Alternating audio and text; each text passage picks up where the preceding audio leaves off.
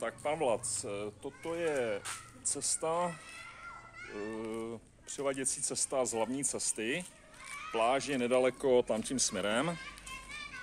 A tady se vchází jako do toho objektu, jo? Do toho rezortu, který se teda jmenuje Ban Noc One.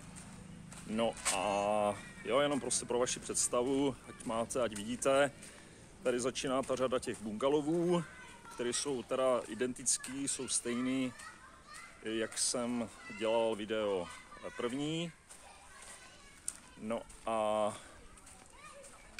tady jdu k tomu bazénu, jo, takže a ten váš bungalov by byl tedy, já vám to zkusím přiblížit, tam jak je ten člověk s tím oranžovým tričkem, ty děti jak tam jsou, tak zatím ten bungalov by měl být váš.